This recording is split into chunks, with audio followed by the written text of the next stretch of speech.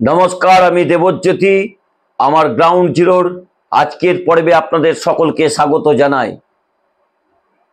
আরজি করের ঘটনা কোনো বিচ্ছিন্ন ঘটনা নয়। এ ঘটনা সার্বিকভাবে গোটা ভারতবর্ষের একটি ঘটনা। এই মন্তব্য কোনো রাজনৈতিক নেতার নয়। এই মন্তব্য করেছেন সুপ্রিম কোর্টের প্রধান বিচারপতি DY চন্দ্রচূড়।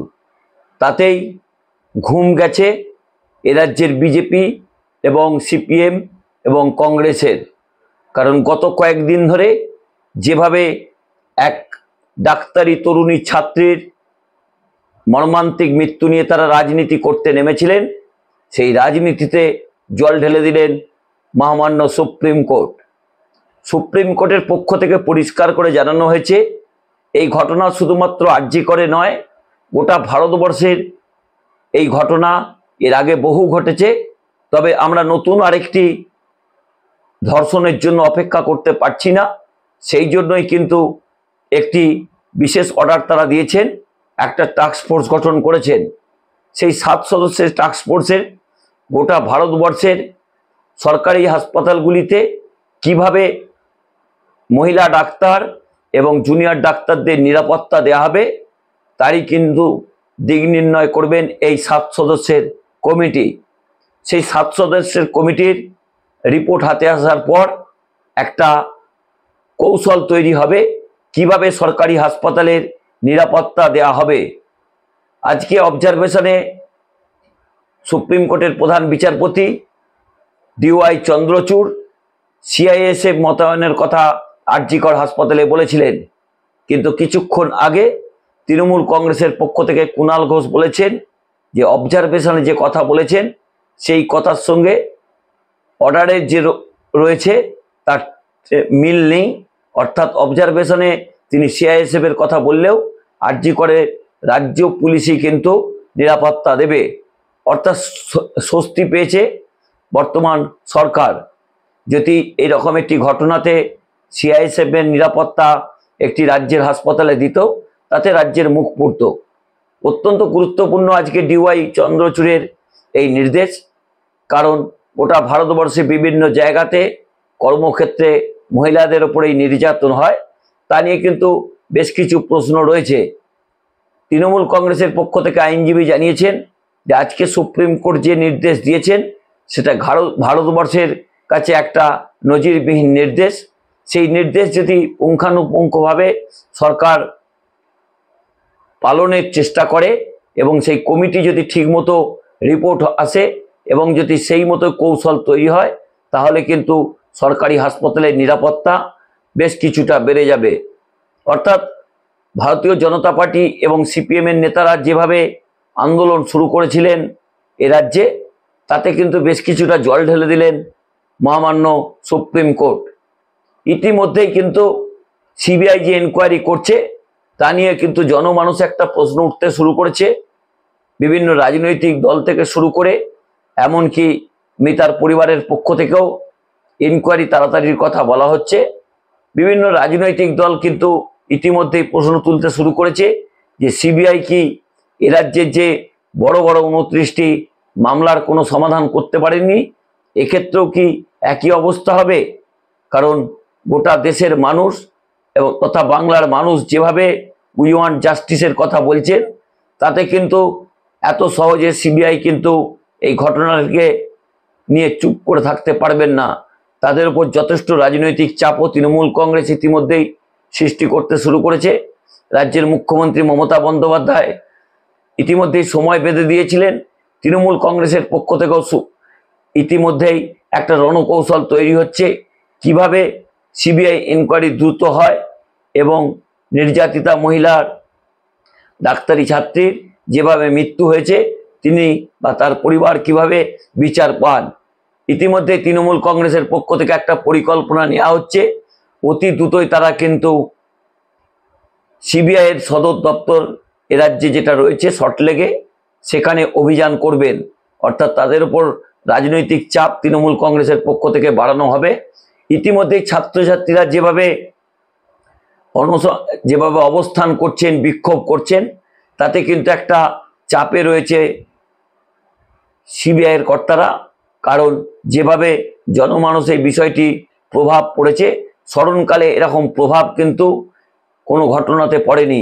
অর্থাৎ একটি ডাক্তারি মহিলা ছাত্রীর যেভাবে কর্মস্থলে একটা অমানবিকভাবে তাকে ধর্ষণ করা হয়েছে, খুন করা হয়েছে, তাতে কিন্তু তার সহকর্মীরা রাজ্য জুড়ে প্রতিবাদ করছেন। বিভিন্ন রাজনৈতিক দলও কিন্তু ঘোলা জলে মাছ ধরতে শুরু করেছেন।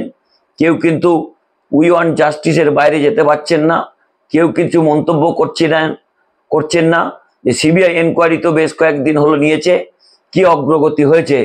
তারা শুধুমাত্র বিভিন্ন জায়গাতে তল্লাশি করছেন এবং বিভিন্ন অত্যাধুনিক যন্ত্রপাতি নিয়ে আরজিকর হাসপাতালে যাচ্ছেন, বিভিন্ন জায়গায় যাচ্ছেন এবং আরজিকর হাসপাতালের যে প্রাক্তন প্রিন্সিপাল সন্দীপ ঘোষ, তাকে তারা একাধিকবার জেরা করেছেন।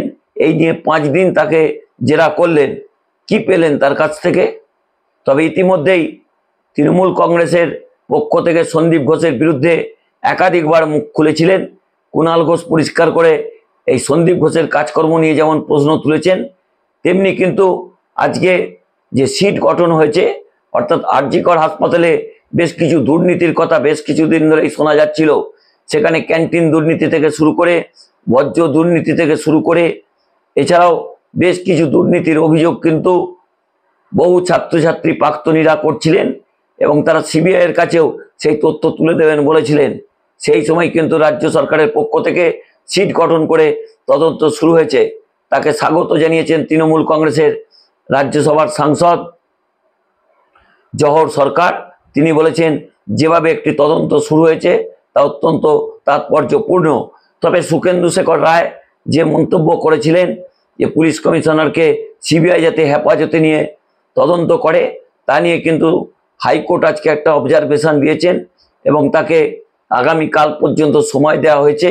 যদি তার মধ্যে তিনি তার টুইটকে প্রত্যাহার করে নেন সোশ্যাল মিডিয়া থেকে, তাহলে তার বিরুদ্ধে রাজ্য পুলিশ বা কলকাতা পুলিশ কোনো ব্যবস্থা নিতে পারবেন না। তবে যেটুকু আজকে আমরা বুঝতে পারলাম তার কথাবার্তাতে, তিনি সেই টুইট ডিলিট করবেন কিনা পরিষ্কার নয়। অর্থাৎ তিনি কিন্তু যে মনোভাব এতদিন পর্যন্ত পোষণ করছিলেন, তাতেই নাকি তিনি স্থির রয়েছেন। অর্থাৎ পুলিশের পক্ষ থেকে আগামীকালের পর কি পদক্ষেপ নেওয়া হয় তার দিকেই তাকিয়ে আছে রাজনৈতিক মহল। তবে সমস্ত মহল থেকেই একটা বার্তা সিবিআইকে ইতিমধ্যেই তারা দিয়েছেন যে অবিলম্বে বিচার চাই।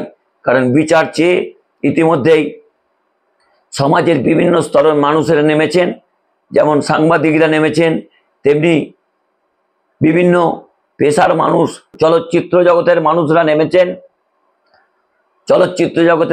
নেমেছেন, ফুটবল প্লেয়ার নেমেছেন, মোহনবাগান, ইস্টবেঙ্গল, মামান স্পোর্টিংয়ের দর্শকরা নেমেছেন, সমর্থকরা নেমেছেন। এছাড়াও আগামীকাল সৌরভ গঙ্গোপাধ্যায় তিনিও পথে নামবেন।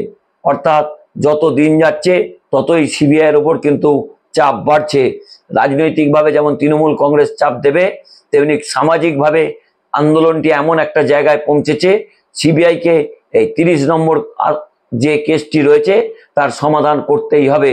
অর্থাৎ কলকাতা পুলিশ যে সঞ্জয় রায় মানে একজনকে গ্রেপ্তার করেছিল, সঞ্জয় রায়ের পরে এখনো পর্যন্ত সিবিআইয়ের পক্ষ থেকে এই এনকোয়ারির কোনো অগ্রগতি হয়েছে বলে মনে হচ্ছে না। কারণ সকলেই জানতে চাইছে এবং যে দুনিয়ার চিকিৎসকরা আন্দোলন করছেন তারাও জানতে চাইছেন কি অগ্রগতি হয়েছে, কিন্তু এখন সিবিআইয়ের পক্ষ থেকে কোনো রকম মন্তব্য করতে চাইছেন না। তবে সিবিআইয়ের কাছে একটা চাপ যে বিভিন্ন মাধ্যম থেকে রয়েছে তাও কিন্তু স্পষ্ট। তবে আজকে যেভাবে স্বতঃপ্রণোদিতভাবে মহামান্য সুপ্রিম কোর্ট এই অবজারভেশনটি দিয়েছেন, অর্থাৎ সর্বভারতীয় ক্ষেত্রে যেভাবে ডাক্তারদের নিরাপত্তা, বিশেষ করে মহিলা ডাক্তারদের নিরাপত্তার জন্য একটা টাস্ক ফোর্স গঠন করেছেন, তা কিন্তু অত্যন্ত গুরুত্বপূর্ণ। তাতেই দুশ্চিন্তা এ রাজ্যের বিজেপি এবং সিপিএমের। নমস্কার, আমি দেবজ্যোতি। আমার এই আজকের পর্বটি যদি ভালো লাগে চ্যানেলটি সাবস্ক্রাইব করবেন, বেল আইকনটি ক্লিক করে আমার পাশে থাকবেন। আর আপনাদের কাছে একটা ছোট্ট অনুরোধ, দয়া করে চ্যানেলটি আপনারা যেমন দেখছেন চ্যানেলটি দয়া করে সাবস্ক্রাইব করে বেল আইকনটি ক্লিক করবেন। শুভরাত্রি, ভালো থাকবেন, সুস্থ থাকবেন। জয় হিন্দ।